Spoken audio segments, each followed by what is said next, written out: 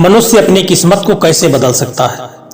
दोस्तों, भगवान शिव ने माता पार्वती को स्वयं बताया था कि इंसान अपनी किस्मत को कैसे बदल सकता है। यदि कोई काम करने पर उसका उचित फल प्राप्त नहीं होता है और मेहनत करने के बावजूद भी मेहनत सफल नहीं होती है, कोई भी काम शुरू करते ही वह काम बिगड़ जाता है, तो यह कहानी आपके लिए है। इस कहानी को बड़े ध्यान से सुनना। दोस्तों, एक बार भगवान शिव और माता पार्वती दोनों एक ही साथ में बैठे हुए थे। तभी माता पार्वती ने भगवान शिव जी से कहा कि प्रभु, मेरे मन में एक प्रश्न चल रहा है, कृपा करके आप मेरे उस प्रश्न का उत्तर देकर के मेरे मन की जिज्ञासा को शांत कीजिए। भगवान शिव ने कहा कि देवी बताइए, आपके मन में कौन सा प्रश्न चल रहा है। माता पार्वती ने कहा कि प्रभु, मनुष्य अपनी किस्मत को कैसे बदल सकता है। यदि उसके जीवन में कोई दुख है तो उसे कैसे दूर कर सकता है।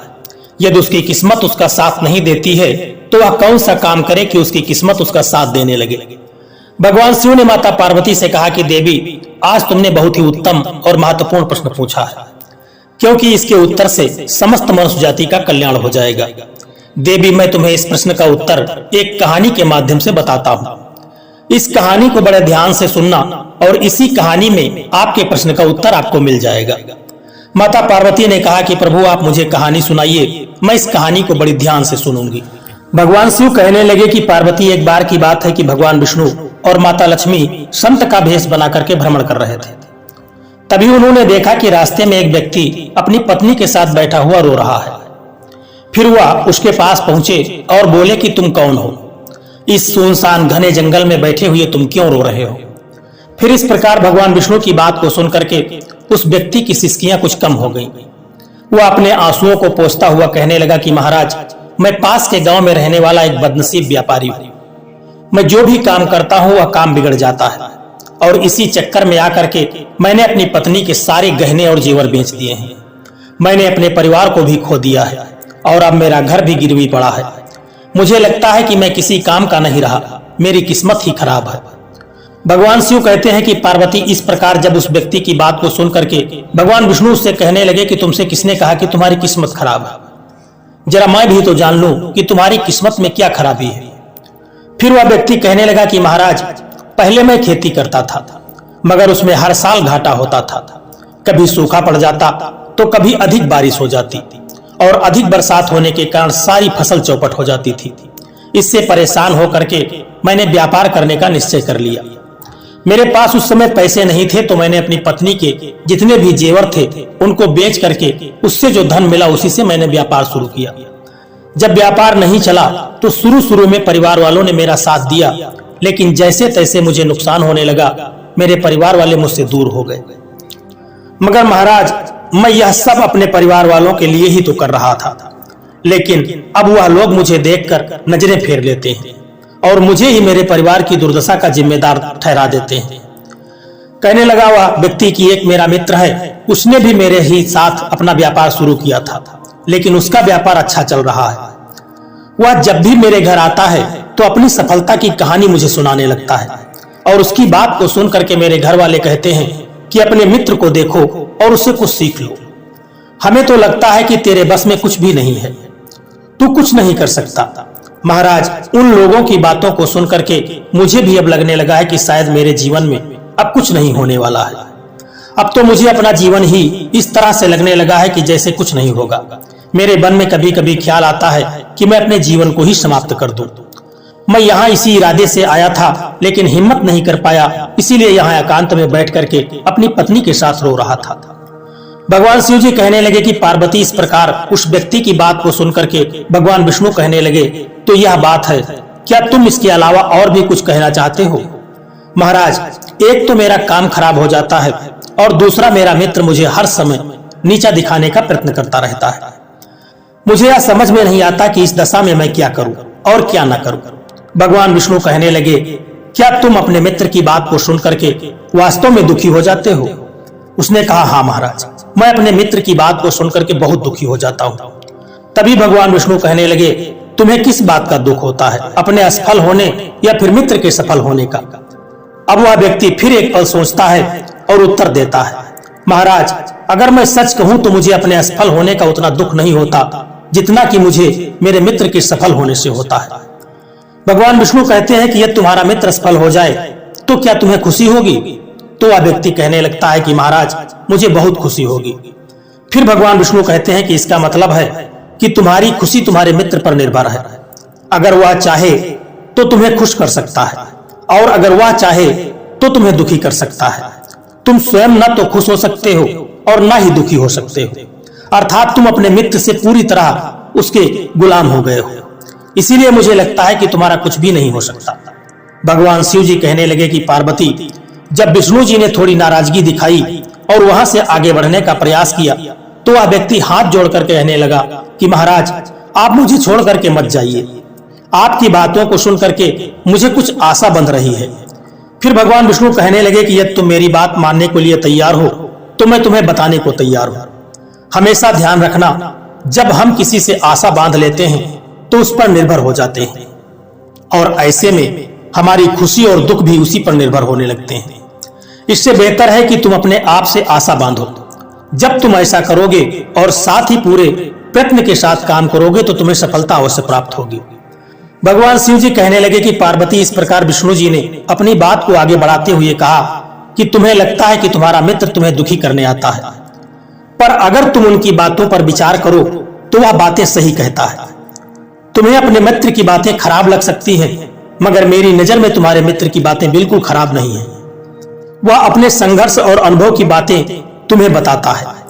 तुम अपने मित्र की बात को ध्यान से सुन करके उनकी बातों को अपने जीवन में उतार करके बहुत कुछ सीख सकते हो, लेकिन तुमने कभी ऐसा नहीं किया होगा क्योंकि तुम्हें उससे जलन होती है। तुम्हें इसलिए उससे धन्यवाद करना चाहिए कि तुम्हें घर बैठे वह अनुभव दे रहा है, क्योंकि तुम्हारा मित्र तुम्हें अपनी सफलता की कहानी सुनाता है कि वह सफल कैसे हुआ। तुम उसके अनुभवों का लाभ उठाओ और एक नई शुरुआत करो। कर्म करते जाओ, हार मत मानो। एक दिन तुम्हें सफलता अवश्य मिलेगी। आज तुम जिसे अपना बुरा वक्त या बुरी किस्मत कह रहे हो, एक दिन यह बदल जाएगी और इसी के साथ तुम्हारे विचार भी बदल जाएंगे। और देखना, जब तुम्हारा अच्छा वक्त शुरू होगा तब तुम्हारा मित्र भी तुम्हें अपनी सफलताओं की कहानी नहीं सुनाएगा, तब वह तुम्हें अपनी असफलताओं की बातें बताएगा ताकि तुम उसकी बातें सुनकर के भ्रमित हो जाओ और तुम्हारा आत्मविश्वास डगमगा जाए और तुम गलत निर्णय ले सको। लेकिन उस समय भी तुम्हें अपनी बुद्धि का प्रयोग करना होगा। तुम्हारा मित्र जैसे आज तुम्हें दुखी करने आता है, इसी तरह से उस समय भी तुम्हें दुखी करने वह जरूर आएगा, क्योंकि जिस तरह उसे दुखी देख करके तुम्हें मजा आता है, उसी तरह उसे भी तुम्हें दुखी देखने में उतना ही मजा आता है। भगवान शिव जी कहते हैं कि पार्वती, इस प्रकार विष्णु जी की बात को सुन करके वह व्यक्ति कहने लगा कि महाराज आपने बिल्कुल सही कहा है, लेकिन मेरा सबसे बड़ा दुख यह है कि मेरे परिवार के लोग भी इसमें शामिल हैं। वास्तव में मैं तो अपने परिवार के लिए अच्छा करना चाहता हूँ, लेकिन वह लोग मेरी बात को समझने के लिए तैयार ही नहीं होते। वह तो मुझे गलत कहते हैं और अब तो बात इतनी बढ़ गई है कि मेरा साथ भी छोड़ दिया है। भगवान शिव जी कहते हैं कि पार्वती, विष्णु जी कहने लगे, मैं तुम्हारी बात समझ गया, तुम सांत्वना चाहते हो। वास्तव में इस दुनिया में सभी लोग सांत्वना ही चाहते हैं। हम चाहते हैं कि हम जब भी कुछ करें तो लोग हमारी प्रशंसा करें, लेकिन आमतौर पर ऐसा नहीं होता है, इसलिए हम दुखी हो जाते हैं। हमें लगता है कि हमारे मित्र, परिवार वाले सब मतलबी हैं, लेकिन तुम अगर किसी को अपना परिवार मानते हो और उसके लिए कुछ काम भी करना चाहते हो तो तुम्हें ऐसा क्यों लगता है कि तुम दूसरों के लिए कुछ कर रहे हो? वास्तव में तुम अपनी खुशी के लिए सब कुछ कर रहे हो। इसीलिए परिवार के लिए कुछ करना वास्तव में अपने लिए ही करना होता है। लेकिन अगर ऐसा करते समय तुम्हें लगता है कि तुम दूसरों के लिए कर रहे हो तो तुम दुखी निश्चित रहोगे, और अगर तुम्हें लगता है कि तुम अपने लिए कर रहे हो तो तुम खुश रहोगे, क्योंकि जब तुम अपने लिए कुछ अच्छा करते हो या करना चाहते हो तब तुम्हें सांत्वना की कोई जरूरत नहीं होती। भगवान शिव कहते हैं कि पार्वती, फिर तो विष्णु जी की बात को सुनकर के उस व्यक्ति के चेहरे के भाव बदल गए और वह कहने लगा कि महाराज आप बिल्कुल सही कह रहे हैं। मैं समझ गया कि अब तक मेरी खराब किस्मत इसलिए थी क्योंकि वह दूसरों के हाथों में थी। अब मैं अपनी किस्मत को अपने हाथों में रखूंगा और मैं पूरी मेहनत और लगन के साथ फिर से काम शुरू करूंगा, और जब तक सफलता को प्राप्त नहीं कर लेता तब तक मैं किसी भी मायने में चैन से नहीं बैठूंगा। भगवान शिव जी कहते हैं, पार्वती, इस प्रकार विष्णु जी उस व्यक्ति की बात को सुनकर के मुस्कुराए और विष्णु जी ने एक डिबिया निकाल करके उस व्यक्ति को दिया और कहा कि इस डिब्बी में हमेशा अपने पास इसको रखना।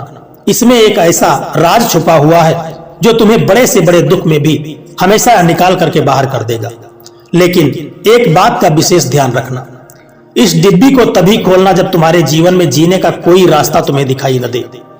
तुम्हें लगने लगे कि अब इस दुनिया में जीना बिल्कुल बेकार है, और यदि डिब्बी तुमने समय से पहले खोल दी तो वह सारे राज खत्म हो जाएंगे जो इसमें लिखे हुए हैं। भगवान शिव जी कहते हैं कि पार्वती, फिर उस व्यक्ति ने विष्णु को वचन दिया कि जब उसे दुनिया में कुछ भी दिखाई नहीं देगा वह डिब्बी उसी दिन खोलेगा। एक दुखी इंसान किस्मत को कैसे बदल सकता है? देखिए, वक्त हमेशा एक जैसा नहीं रहता है, वो बदलता रहता है। उस व्यक्ति के जीवन में फिर से बदलाव आया। एक दिन उसके राज्य पर पड़ोसी राज्य ने चढ़ाई कर दी और फिर दूसरे राज्य के राजा ने उस राज्य पर कब्जा कर लिया। जिस राज्य में वह व्यापारी रहता था उसके सैनिकों ने चारों ओर लूट मार मचा दी। उन्होंने व्यापारी का सारा धन जितना भी उसके पास था वह सब लूट लिया। उसके घर में आग लगा दी। जान बचाने के लिए फिर उस व्यापारी को अपने परिवार के साथ वहां से भागना पड़ा। भगवान शिव जी कहते हैं कि पार्वती, वह व्यक्ति अपने परिवार के साथ कई दिनों तक इधर उधर भटकता रहा। वह दाने दाने को मोहताज हो गया। उसका बच्चा बीमार हो गया। इलाज के अभाव में वह तड़पने लगा। यह सब देख करके उस व्यक्ति का हृदय एकदम से विचलित हो उठा। वह कैसे अपने बच्चे का इलाज कराए? उसके पास तो खाने के लिए भी पैसे नहीं थे। ऐसे में एक बार फिर उस व्यक्ति को निराशा ने घेर लिया। उसे लगने लगा कि उसका जीवन व्यर्थ है, सारी दुनिया व्यर्थ है, किसी भी बात का कोई मतलब नहीं है। भले ही आप जीवन में कितना भी कुछ कर लें, कितनी भी सफलता हासिल कर लें, अंततोगत्वा जीवन समाप्त ही होता है। जीवित रहने का क्या फायदा? इससे तो अच्छा है कि मैं अपने जीवन को पूरी तरह से समाप्त कर दूं। भगवान शिव कहते हैं कि पार्वती, वह व्यक्ति अपने परिवार के सहित आत्महत्या करने ही वाला था कि उसे उसी समय भगवान विष्णु की वह डिब्बी याद आ गई। क्योंकि भगवान विष्णु ने कहा था कि जब तुम्हें दुनिया में कहीं कुछ भी दिखाई न दे, उस समय इस डिब्बी को खोल करके, इस डिब्बी में जो पर्चा है उस पर्चे को खोल करके पढ़ना, तुम्हारा सारा दुख उसी समय दूर हो जाएगा। फिर इस प्रकार उस डिब्बी की याद आते ही उस व्यक्ति ने वह डिब्बी निकाली और उसे उत्सुकता के साथ डिबिया के भीतर एक पर्चे में कुछ लिखा हुआ था। उसे पढ़ करके उस व्यक्ति की आंखों के आगे से निराशा का सारा जाल हट चुका था। फिर माता पार्वती ने पूछा भगवान शिव से कि प्रभु, उस पर्ची में क्या लिखा था? भगवान शिव कहने लगे कि एक दुखी इंसान किस्मत को कैसे बदल सकता है, उसमें लिखा था कि यह समय भी बीत जाएगा। माता पार्वती कहने लगी कि प्रभु, मैं कुछ समझी नहीं। तो भगवान शिव कहने लगे कि मैं तुम्हें विस्तार से समझाता हूँ। कभी भी इंसान के दिन एक जैसे नहीं रहते हैं। जब खराब दिन थे तो उस व्यक्ति के अच्छे दिन भी आए, और जब वह अच्छे दिन भी व्यतीत हो गए तो आज फिर खराब दिन आ गए। तो हमेशा ही खराब दिन भी नहीं रहेंगे। व्यक्ति को हिम्मत से काम लेना चाहिए और बराबर अपनी मेहनत के साथ अपने कार्य को करते रहना चाहिए। उसे एक न एक दिन सफलता निश्चित रूप से मिलती है। भगवान शिव अंत में कहने लगे कि पार्वती, इंसान ईमानदारी और विश्वास और लगन से जब कोई कार्य मेहनत से करता है तो मेहनत का फल उसे अवश्य मिलता है। इस प्रकार से उस पर्चे पर लिखी हुई बात को जब उस व्यक्ति ने ध्यान से पढ़ा और वह समझ गया कि मेरे बुरे दिन एक बार फिर से अच्छे हुए हैं और आज फिर से बुरे दिन आ गए हैं, तो मेरे बुरे दिन यह भी फिर से टल जाएंगे। एक समय एक सा नहीं रहता है। और दोस्तों, एक दिन फिर वह व्यापारी अपनी मेहनत और लगन और ईमानदारी के बल पर उस शहर का सबसे बड़ा व्यापारी बन गया और अपने पत्नी के साथ और अपने परिवार के साथ वह सुख से रहने लगा। दोस्तों, यह कहानी आपको कैसी लगी है, एक प्यारा सा कमेंट करके जरूर बताना। और यदि वीडियो आपको अच्छा लगा है तो वीडियो को एक लाइक करके चैनल को सब्सक्राइब करने की भी कृपा कर देना। जय श्री कृष्णा, राधे राधे।